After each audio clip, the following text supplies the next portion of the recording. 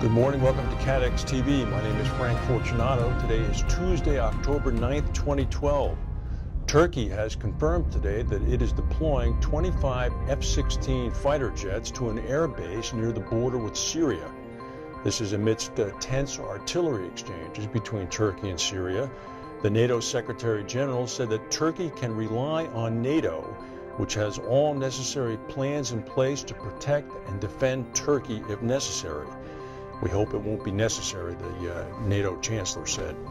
Meanwhile, in Greece today, on a 5-hour visit, having just arrived about 15 minutes ago, is German Chancellor Angela Merkel, appearing in Greece now for the first time since 2007. Ms. Merkel is there for 5 hours to meet with the new conservative prime minister in a show of force to try to give him support for his budget-cutting process. Of course, most of Greece blames Ms. Merkel for being responsible for the austerity measures that the country is undergoing.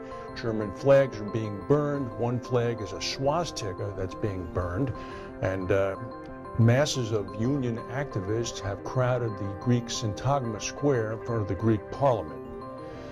A new report coming from Florida indicates that the state-created fund that serves to back up private insurers there could fall short of the money it needs to pay off hurricane insurance claims if a real big storm was to hit the state. A new round of estimates concludes that the state could fall about $1.5 billion short of what's needed to cover its obligations for the fund. The Florida Hurricane Cat Fund offers insurance companies reinsurance at prices generally lower than that in the private market. It was designed to help keep private primary insurers from leaving the state. Every company is required to buy coverage. Allied World Insurance Company, AWACS, a publicly traded company, has acquired a substantial minority interest in Matlin Patterson. Matlin Patterson is a private equity and hedge fund firm. As part of the deal, Allied World has also agreed to invest $500 million in Matlin Patterson's funds.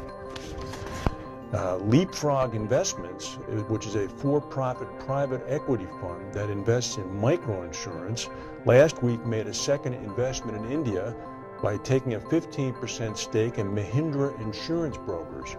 Mahindra is an Indian insurance brokerage firm dedicated to serving rural Indians. It's a client of CATEX. It's a user of the Pivot Point system. This investment is intended to reach millions of rural Indians with coverage for their assets and for their loans.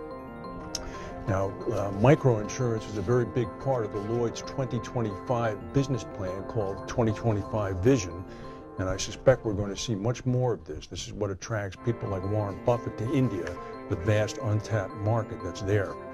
Yesterday there was a big 6.0 earthquake in the Gulf of Mexico off the Mexican coast. It was about 57 miles southwest of Sonora. There were no reports of any damage or injuries. We reported last week that the European insurance regulator Gabriele Bernardino had blasted the EU on the delay of Solvency II.